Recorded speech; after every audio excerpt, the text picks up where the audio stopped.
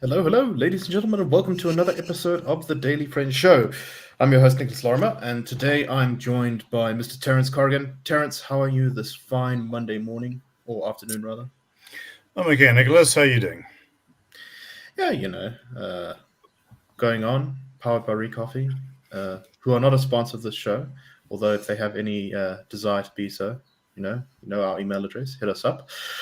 We've also got Mr. Gabriel Crouse. Gabriel, you have a stern countenance on your face. How are you doing this week? Jolly good. Very good. Happy to be here. Thank you. Very good. Well, so some interesting stuff going on in the news. We, of course, had the hilarious fallout between Ramaphosa and Lindiwe Sisulu over the weekend, where the presidency announced that Lindiwe Sisulu was apologizing for the remarks she made about the judiciary, namely that black justices had their brains captured by the evil parasite of whiteness. And immediately Lindiwe Sisulu said, "The presidency is lying, Ramaphosa is lying, I never apologized for nothing." So, that was very And then apparently Ramaphosa stuck by the apology. Yes, Yes, he didn't make. So who knows what happened there? Anyway, we're not going to get into that because the sniping between Ramaphosa and Sisulu, I'm sure we've not seen the last of it. In fact, we've probably only seen the beginning. So one of the things discussed at the ANC's National Executive Committee was this issue of Lindiwe Sisulu, although it never really got to a proper debate. It appears to have been shut down in the meeting.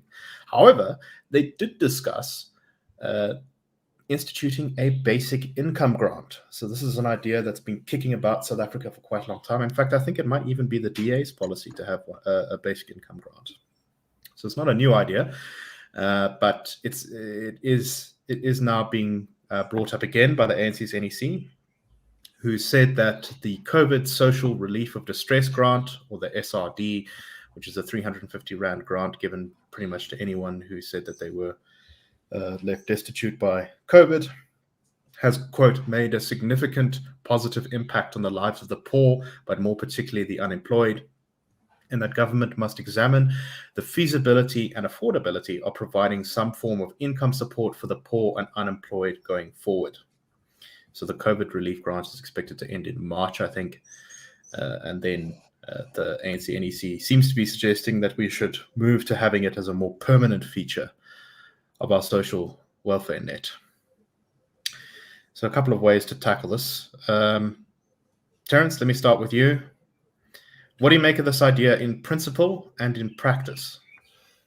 I think there was something that was written back in 2020 that the COVID relief grant was basically the first step. Once this has been given, it's virtually impossible to take it away. Given the level of poverty and the level of unemployment and the prospects that for millions and millions of people, they are never going to have a job or anything approaching it. This is, in a sense, the best that you can do. From that point of view, I'm sympathetic to the idea, but I think it's a palliative. And if we are going to roll out South Africa's already rolled out a very extensive welfare state for its level of wealth and development. But it seems to me that if you're going to continue doing this, the only sensible way that you can make it in any way sustainable is to release whatever constraints to wealth creation exist. That means things like BEE, ratcheting up the pressure for employment equity, all that sort of thing. That's got to go. Right, so something we might call the modern Scandinavian model, which is a free market funding a welfare state. Yeah, well, I read somewhere that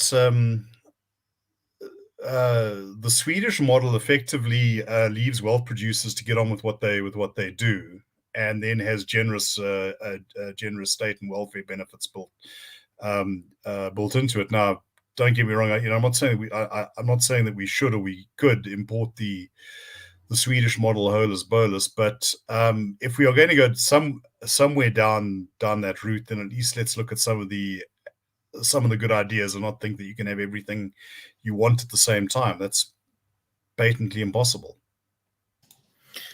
So, Gabriel, sort of same question to you, but a concern I've heard about this from our colleagues, sort of more concerned with the ANC's National Democratic Revolution program, is that a grant like this effectively sort of leashes millions of people to the state and makes them much closer to serfs than to citizens. What do you make of that argument, and what do you make of the idea in general? Yeah, there's something to it. I think partly it's a matter of how it gets used. So we have roughly 29 million South Africans that are currently on grants, which is sort of increased of about 10 million from before the pandemic. So it's about half the population, and significantly more than the tax base. So that is definitely not a good ratio. Are the people that are receiving 350 Rand a month being made dependent on the state? It's not entirely clear to me that they are. I think that dependency often comes with employment in government services. So one of the problems is that if you look at South Africa's GDP to tax revenue ratio, in other words, what portion of the economy gets taken and spent by the government. And I really should say spending rather than revenue, because the government can borrow lots on top of what it's collecting, which it then has to pay for either through inflation or future borrowing, future taxation. That ratio has climbed steadily and put South Africa in a not quite a Swedish position, but something getting much closer to France than I think was even envisaged in the old NEPAD and GEAR days. A lot of that growth, I think most of that growth until the pandemic, came from the public sector wage bill, increasing above inflation rates forever. And that really does grow dependency. If you are getting a salary that gives you a middle-class lifestyle without the responsibilities of an actual worker, in other words, if you have a government sinecure, then you are likely to be intensely loyal to whatever party it is that entrenches your position in that patronage network. I don't want to discount the dependency and therefore party loyalty that comes from lower level basic income grants. But I do think that requires more politicization. And we know that Cyril Ramaphosa, he was caught hot micing it in 2014 and coming in to say that if you don't vote for the ANC, the other guys are going to come in and reintroduce apartheid and take away your grants. And we've seen this electioneering in 2019 and 2021 from less luminary but equally predacious ANC politicians who have said. I may be wrong, but I seem to remember seeing that there was a survey done at some point which found a significant number of South Africa's voters believed that opposition parties would simply strip the grants away from them if they became to power. Yeah, and I think that it is that fact which partly frames this as the interesting political dilemma it is, where on the one, where I think most people and most parties can see a way of making it work, or rather would like it itself, but can most people and most parties find a way to make it work? To make it work, you would, as Terence said, have to make a lot of changes elsewhere so that you could afford it. And you would have to set it at a level that's affordable in the first place. Doing both of those things is not going to be politically expedient.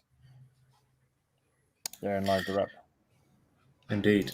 I think you should also bear in mind that there's been some statistics released recently about the shrinkage of the top taxpayer brackets, and these are I think the top two, and the sort of second one's people, I think it's between like 1 and 3 million a year.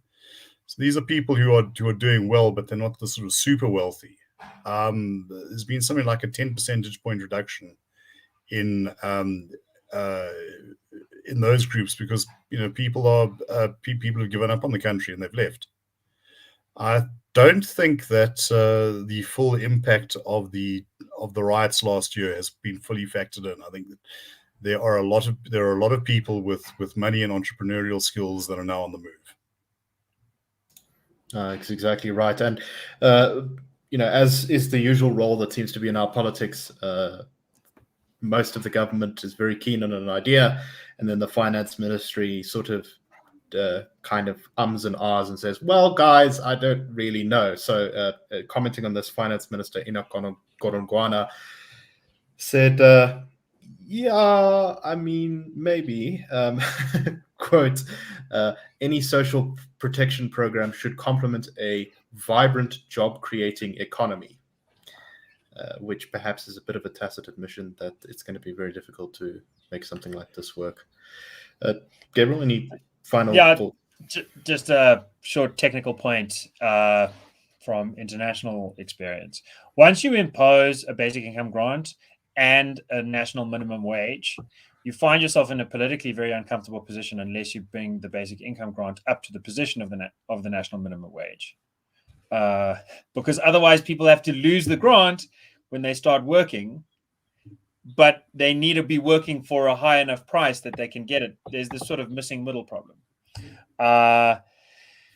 And that never works for parties that are trying to sell the line that the minimum wage is the living wage, that you can't live on less than that. Well, then that means the grant has to be that. And we could never afford a grant of 3,500 Rand a month. And we shouldn't have a minimum wage of 3,500 Rand a month, because it would be very hard for a lot of people to price themselves into work. And unless you have something like a negative income tax, that old-fashioned idea by Milton Friedman, if you introduce a permanent grant and you have a high minimum wage that's 3 or 4 times higher than that, you really are disincentivizing work. That's not to say that not all minimum wages are bad, but that is a proven formula for driving unemployment when you have a grant here and a minimum wage there.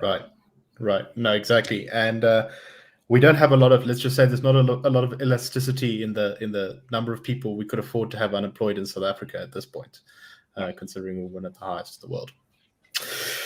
Anyway, so interesting idea, but once again, another one of these things that is almost certainly unfeasible in the current climate without major reforms.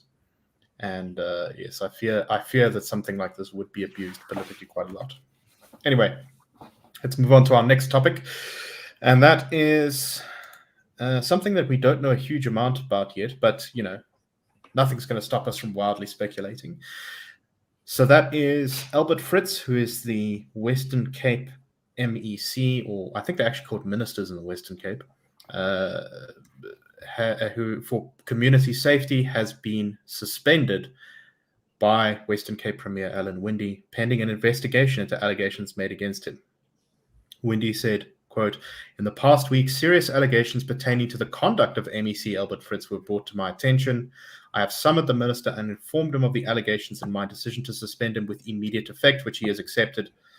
The nature of the allegations have not been disclosed to the public, as far as I understand. There would be a full investigation, and depending on the findings, further action would be taken." Apparently, also Fritz. Go ahead, Terence. The grounds for the suspension have actually leaked out in the last hour or so. Apparently, yes. It has to do with claims of sexual assault. A source quoted on News 24 says he allegedly sexually assaulted young female workers in his office. So that is what we know, or at least that is what appears to be in the public eye. What has been alleged. Yes, well, never good for one's government when these kind of allegations are coming to light and being taken seriously, or at least have, I assume they have a lot of credibility behind them if the Premier is suspending Albert Fritz. Gabriel, what do you make of this? What do you think is perhaps going on here? Yeah, it is very hard to say, because the party and the premiership are sort of holding it, so keeping their cards close to their chest. I suppose that says something interesting about a kind of discipline. It's important to remember now and then that the injunction not to consider people guilty, innocent until proven guilty, is for courts the public can make up their mind on the basis of the evidence that they see. We're not seeing very much evidence. So it does seem to me fair to say the squibby thing, let's wait and see what evidence does come up. It does. So far, I think one of the challenges the Premier Windy and the Democratic Alliance are going to have to face is how long-standing these allegations, how far back do they go? If this is a situation where there are accusations that emanate from behavior that's quite recent, then they'll be able to claim a kind of win, even if it turns out that the allegations are true, by saying, look, we responded really quickly. And that's what accountability is. No party, no country is perfect. There are always going to actually be bad apples, and getting rid of the bad apples is what keeps it good. It's the people who say we're going to get rid of the bad apples and actually never get rid of anyone that are pulling a fast one on you. But this is what accountability looks like. It's not perfection. On the other hand, and this is where sexual scandals tend to be so politically damaging, is that there is not just if it turns out that they're true, there's not just the incident. There's almost inevitably the cover-ups that come after that, the complaints that are made to human resources that aren't followed through, the victim blaming and shaming, that kind of thing. And that, tends to point to sort of what people call an office culture that is disrespectful of women.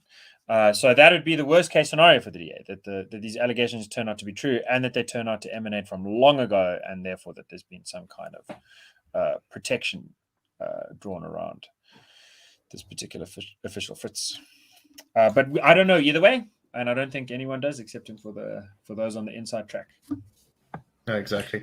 So concerning the fact that we don't know that much, I do, though, want to talk perhaps a little bit more abstractly about how government should deal with scandals like this. Now, it seems to me, and we are missing some information, like, for example, has there been any sort of cover-up that has only fallen apart recently or something like that? But it doesn't seem like, it seems like the suspension was made before the media storm. Which to me suggests that this might, in fact, at least at the top level, have been a pretty good move in terms of what the Premier has done here.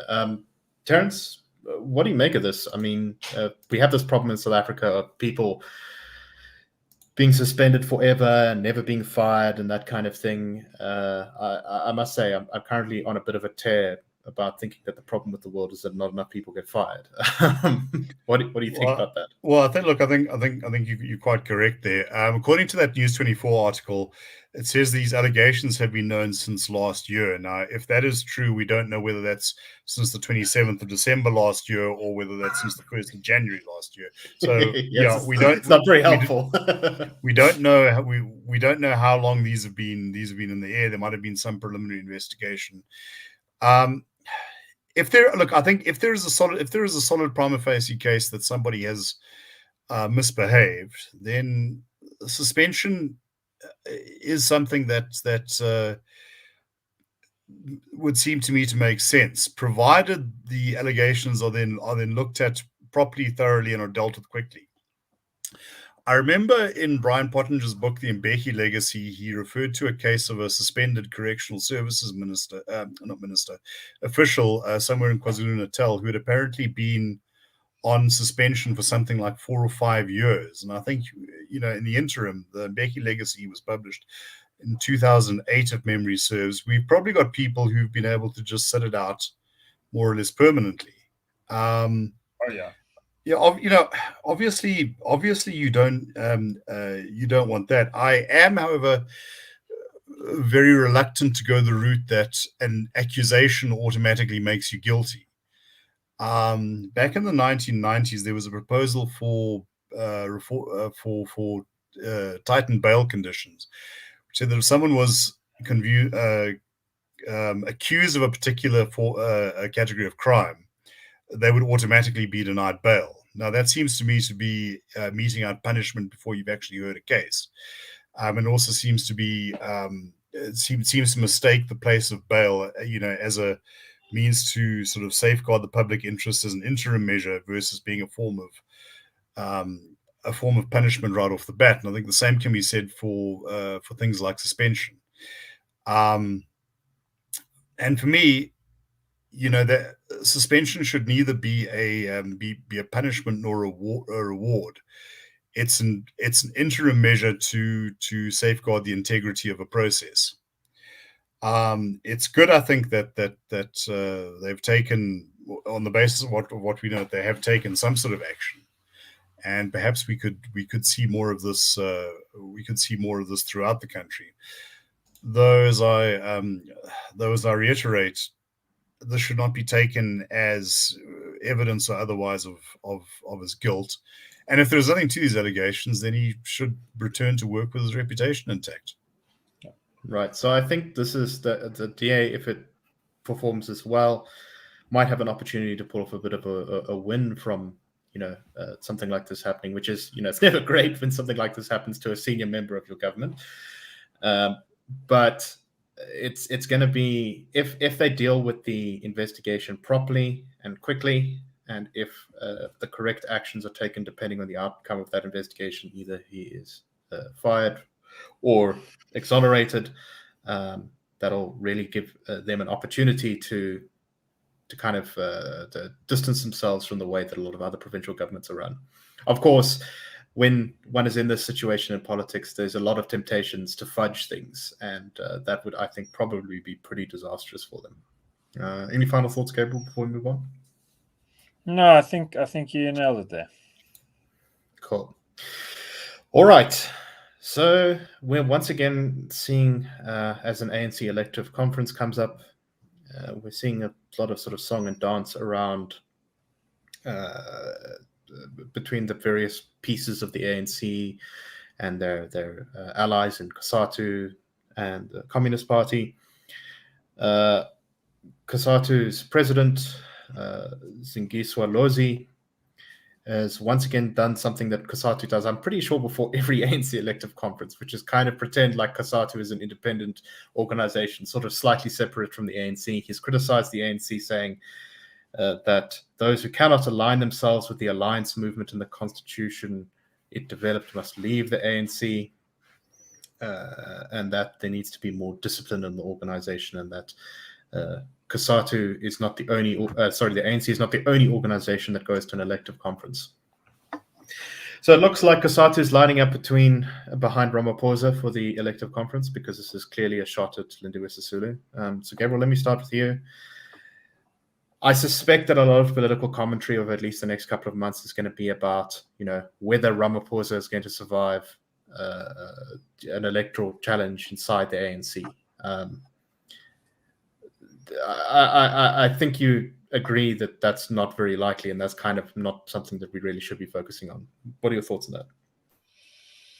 Yeah, two basic points. One is, who cares? I mean, there's an answer to that question, which is like everyone on TV. Yes. I've done some interviews about completely different things, and somehow that keeps coming in on radio. It's crazy. This is a very deep South African problem in the media. Like, we've got a free media in the sense that it's not often that a journalist gets murdered or anything like that. But it doesn't mean we've got a super quality media all of the time. In some ways, yes. In some ways, not. The big gap is on talking about policy. Who cares who the captain of the ship is if the rules of the ship are piracy, right? If the ship is going to rob other ships, to expropriate, you might say, other ships without compensating Gabriel, the other ships. If you can trim that catchphrase down a bit, maybe we can put it on a coffee mug. Okay, but it is the point. I like to say, here's my catchphrase. Ramaphosa is the head of the RET faction. In the alternative, the RET faction doesn't exist. I remember in the 2000s learning about radical economic transformation and then it really was a faction within the ANC, a small group of ANCers who really didn't like Thabo Mbeki, who thought we need to expand the the social safety net. We need to put out a basic income grant. We need to expropriate property without compensation. We need to nationalize healthcare. We need to nationalize the Reserve Bank. We need to prescribe assets to make sure that we can fill all the gaps. Ramaphosa has authorized and attempted, at the very least, all of these things in his own capacity, in his own words, and through his deployees, more than any ANC president before him. The ANC faction took over the ANC in 2017, and to everyone's surprise, they used Cyril Ramaphosa to do it because he was willing to sign on to that program. So I can't find any policy disagreements within the ANC. In the build-up to an electoral conference, if you're looking at the SDP or in Germany or the Labour Party in the UK or the Conservatives or the Democrats or the Republicans, if you look at an actual political party building up to a conference, they're going to talk about how do we change the rules? Are we going to tax more? Are we going to tax less? Are we going to try and incubate these kinds of industries? Or are we going to sort of stop picking winners and losers? Are we going to cut this red tape or are we going to add red tape? Are we going to go for education vouchers? Hey? When I started hearing ANC people, and we know from our polling, 80% of South Africans would love education vouchers. If I see an ANC populist go out and say, SATU's not really working, we'll take some of the money that, parents can take their kids out of public schools and get a voucher to take them to low-cost private schools. How's about that for an idea to discuss at the electoral conference? And then some members of parliament rally around that, and then others say, no, this is terrible, you're hurting the unions, you're undermining the revolution. If you saw a clash like that, then you would know that there are policy factions in the ANC. Then you could talk about an RET faction being one side and a kind of reformer faction being on the other side. But there is no such clash about ideas. There is only a disagreement about personality, who gets to eat the cupcake and who is the cupcake. And I have my own opinions about that. That's what I'm saying. Terence, do you agree? And in your opinion, who is the cupcake? Well, I profoundly disagree. It doesn't matter who the captain on the pirate ship is, because I watched every Pirates of the Caribbean movie again and again until I knew all the words. So no, I think it's a very, very important issue. But yeah, no, I do think, I suppose you could say it's about rearranging the deck chairs on the Titanic, whether we go down under Ramaphosa or under President Comrade Ndiwe Sisulu. The point, I don't know, Ndiwe Sisulu would probably be more fun. Yeah, well, like the other day I was on here saying that Fagili Mbalula is a national treasure because he's the one guy in the cabinet who could get alternative work as a stand-up comedian, and I'd pay to see him. But yeah, I agree with Gabriel that there's not a huge amount that really divides one so-called faction from another. It's about who gets it, the spoils. It's about the kind of gloss you put on it. Once again, going back to Brian Pottinger, I think he put it very well, that it's the inability of the ANC to come to a higher level of modernity. To understand that we no longer living in the 1960s, and this isn't East Germany, and it does surprise me, and I take the need to nobody in my criticism of the Communist Party of China. Knew how to build a border fence. Well, there you go. So maybe they could get hold of Trump or something. I don't know. Or Patricia DeLille. But yeah, for a party that is so enamored of China, and as I say, I bend the knee to no one in my criticism of the Communist Party of China. They seem to have only learned that Chinese history kind of rolls up into the Cultural Revolution, which was a great thing. And they missed all the fun stuff that actually made China, a semi-respectable country. It's heartbreaking. It'd be tragic if it'd be funny if it wasn't so tragic. Well, it actually is kind of funny in a way, but tragic. But also funny. The line isn't it an old truism? The line between comedy and tragedy is a very thin one. Well, what did Marx say? Something about history repeats itself first as tragedy, then as farce. I think we went through a lot of tragedy, and then we just stepped right into that farce. Gabriel, in 30 seconds, any final thoughts? Just find me, someone needs to find me a real policy disagreement within the ANC. I really look forward, Sisulu's letter was the same decolonize South Africa to save us kind of stuff that's been going through the ANC forever. I look forward. I think one of the things that is going to happen is at some stage, this point is going to percolate through to some editor's suite or some producer's office. And someone's going to try and invent a policy disagreement within the ANC. And then that might turn out to be even more farcical. Sort of imagine, anyway, I imagine a quantity easing coming back into the party. Oh, wonderful. Anyway, that is all the time we have for today. So thank you very much for listening. Thank you very much for watching. We will see you tomorrow on the Daily Friend Show. Please support the Institute of Race Relations and the dailyfriend.co.za. Check us out for new opinion pieces every single day. And of course, this show and others like it. Anyway, have a wonderful day, and we'll see you tomorrow. Cheers, everyone.